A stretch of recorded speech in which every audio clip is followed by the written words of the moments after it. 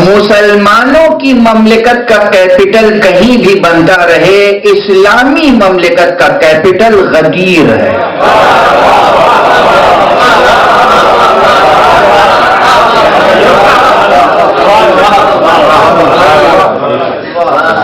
مسلمان جہاں چاہیں بنا لیں، اسلامی کیپٹل، اسلام کا کیپٹل، ایمان کا کیپٹل۔ ایمان کا کیپٹل وہی ہے جہاں مصطفیٰ نے ایک خاص قسم کا ممبر بنوایا تھا۔ ایسا ممبر نہ اس سے پہلے کبھی بنا، نہ اس کے بعد کبھی بنے گا۔ اونٹوں کے کجاووں کا ممبر، صحرا میں ممبر۔ صحرا میں ببولے تو ہوتے ہیں، صحرا میں ببول تو ہوتے ہیں، صحرا میں ممبر سجانے کا حکم دینا تاریخ بشریت میں یہ ایک علامتی انداز تھا کہ مصطفیٰ وہ ذات ہے جو صحرا کو گلشن بنانے والا،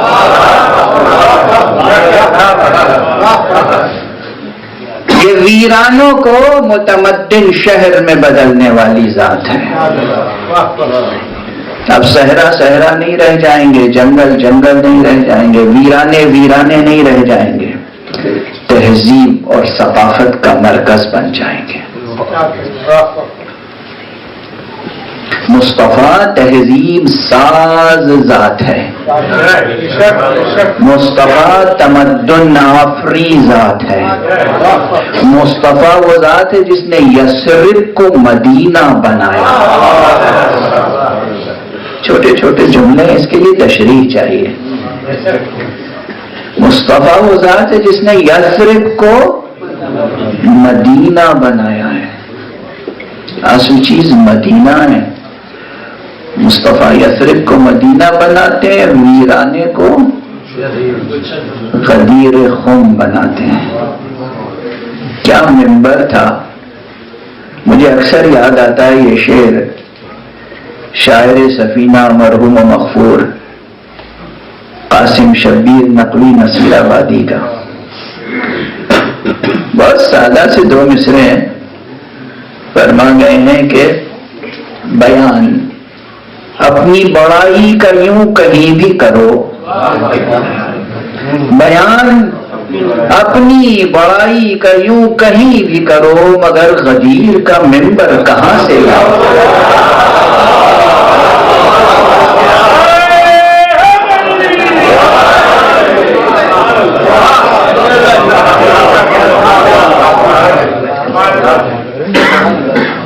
بیان اپنی بڑائی کا یوں کہیں بھی کرو، مگر غدیر کا ممبر کہاں سے لاؤ گے؟ وہ ممبر جو رسول اللہ صلی اللہ علیہ وسلم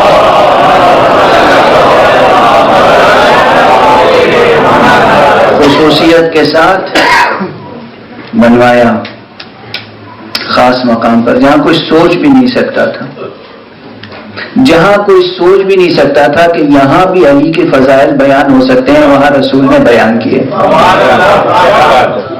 توجہ ہے؟ ایک حدیث ہے حضور صلی اللہ علیہ وآلہ وسلم سے،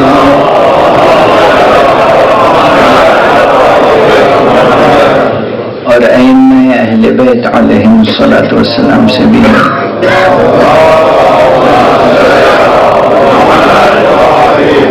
الفاظ اس کے یہ ہیں کہ حدیثنا صعب مستصعب،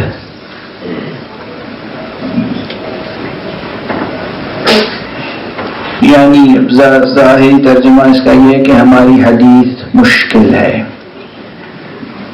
اور مشکلات آفری ہے، مشکل بھی ہے، مشکلات آفری بھی ہے۔ اس کلام کی بھی کئی جہتیں ہیں۔ ایک موقع پر کسی نے خود امام علیہ السلام سے پوچھا کہ اس ارشاد کے کیا معنی ہیں؟ کہا اس کے معنی یہ ہیں کہ ہمارا کلام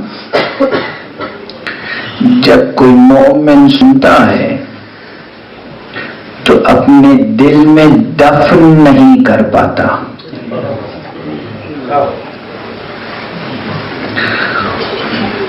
اسے قرار نہیں ملتا، چین نہیں ملتا، سکون نہیں ملتا جب تک کہ وہ کسی دوسرے مومن تک وہ بات پہنچا نہ دے.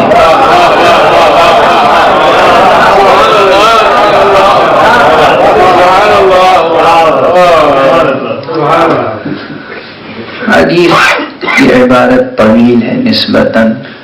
لا يحتملہ ملک مقرب الا ملک مقرب او نبی او من امتحن اللہ قلبہ.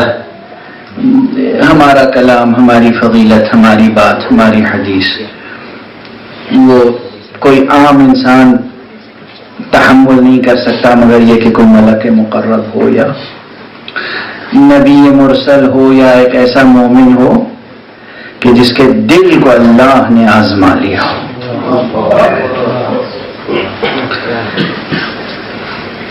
تو پوچھنے والے نے پوچھا کہ اس سے مراد کیا ہے؟ متحمل نہیں ہو سکتا، تحمل نہیں کر سکتا. کہا اس کے ایک معنی یہ بھی ہے کہ تحمل نہیں کر سکتا یعنی کہ اس وقت تک اسے قرار نہیں ملتا جب تک کہ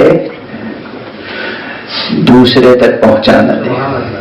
دیکھیے فضائل محمد و آل محمد کو آگے بڑھانے کے کیا کیا طریقے قدرت نے اختیار کیے. تکویناً، میں یہ کہوں گا تکویناً، یعنی دلوں کو مجبور کیا کہ اس وقت تک توقتے رہیں جب تک دوسرے کو علی کی فضیلت سنا نہ دے.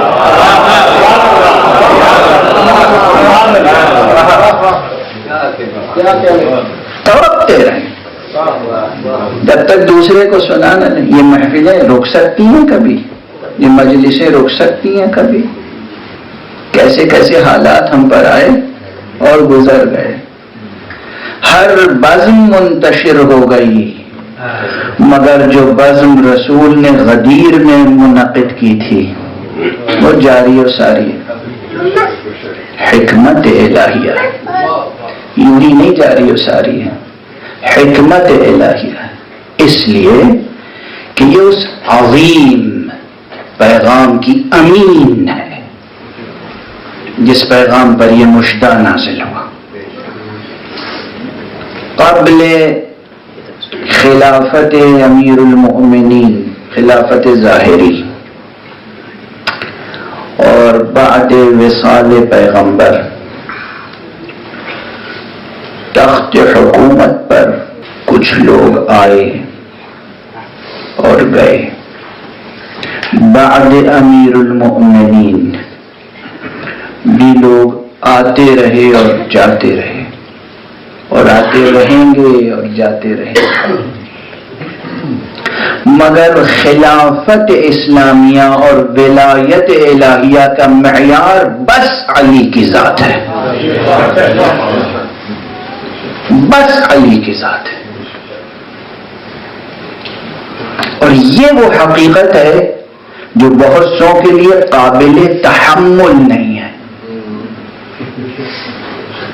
نہیں برداشت کر سکتے. کل علی کو نہیں برداشت کرتے تھے، آج علی کے ذکر کو برداشت نہیں کرتے. کیا شقاوت ہے، کیا شقاوت ہے، کیا محرومی سی محرومی ہے. کس کے ذکر کو سننا پسند نہیں کرتے؟ جس کو رسول نے کبھی کندھے پہ بٹھایا، کبھی گود میں لیا، کبھی زبان چسائی، کبھی اپنے شان. بچپن کی صرف بات نہیں ہے، بچپن میں تو یہ سب کیا. آخر پیغمبر صلی اللہ علیہ وآلہ وسلم علی ابن ابی طالب علیہ السلام سے 30 برس بڑے تھے اور حضرت علی 30 برس چھوٹے تھے. 30 برس کا فاصلہ کتنا فاصلہ ہوتا، باپ بیٹے کا فرق ہے. باپ بیٹے میں بھی کبھی کبھی صرف 18 اور 20 برس ہی کا فرق ہوتا ہے، 30 برس کا فرق۔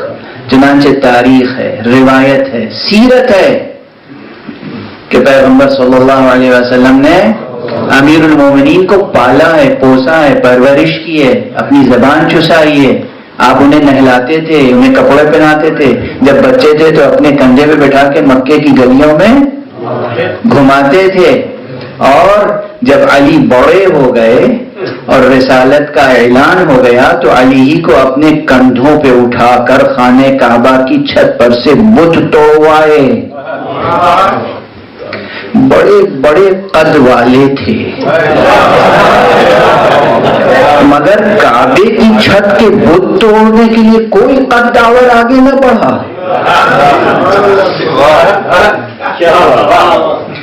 یہ سبب یہ تھا کہ جو پہلے بت کو پوج چکا ہو اس سے بت ٹوٹ نہیں سکتے۔